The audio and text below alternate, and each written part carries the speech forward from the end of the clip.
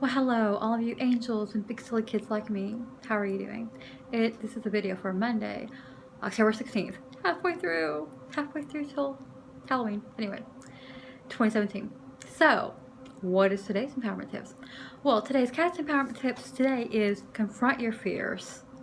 You have no power over me. So, you know how we have fears going on. We have had physical things or real things in life happen that cause fears. But, and that happens, and you hopefully deal with it, hopefully. But a lot of things we're both scared of, they're rooted in the things that happen to us as small children, like ages 0 to 8, right? And we observe things around our family, around people around us. Maybe money was tight, so you learn to fear a scarcity. You have scarcity and have those fears, money fears, or independence fears, or things like that, or not being supported. People walk out and leave you, whatever. So we have these fears, and they're old. And since they've been so old, and you don't remember when you first got them, they become like stories. It's almost like days of lore, days of yore. It's taking on its life of its own, right?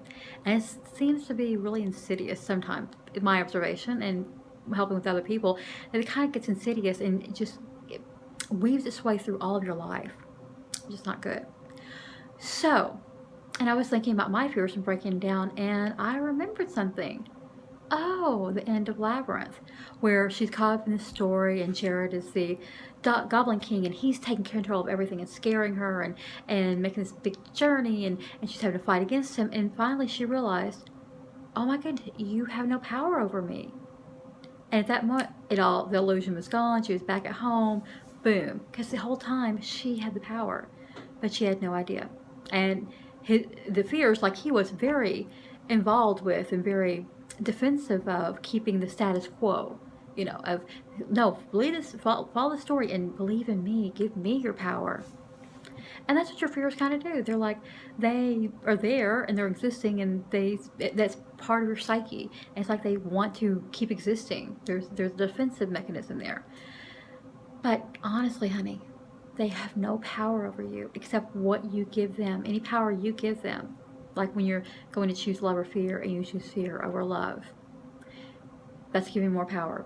I'm not blame. There's no blame. It is not blame. It's just this is what happens when your fears get bigger and bigger.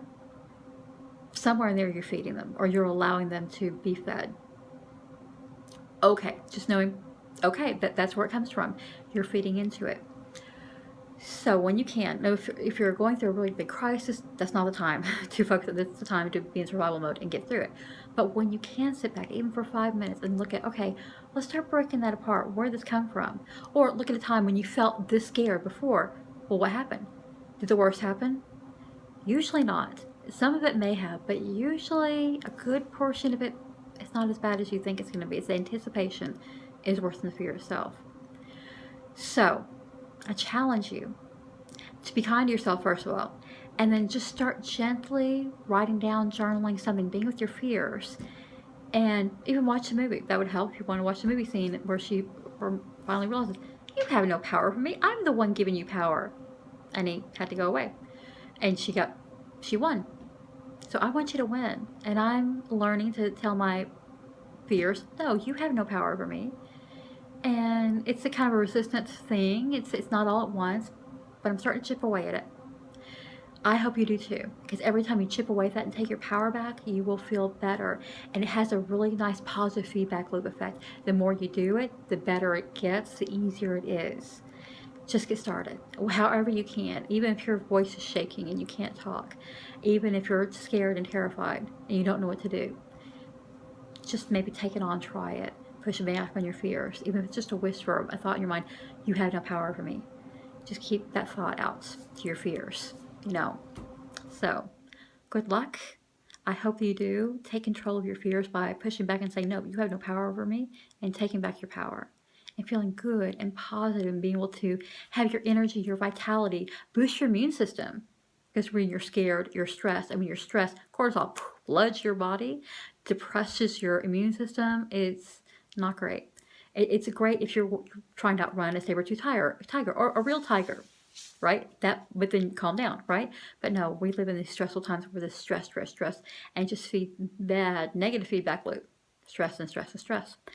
So I highly invite you to. And the angels are saying, please give it a try and we will help you. Pray with us or meditate with us. We will help you because our angels are with you. And start pushing back and saying your fears, no, you have no power over me and I'm taking back my power. I believe in you. I know you can do it. If you're having problems, reply, let me know what's happening. Maybe we can talk it out. Maybe we can find a way for you to connect with the angels so you can find a way to take your power back. And I hope you do. You are worth it and you are so loved. Talk to you on Wednesday.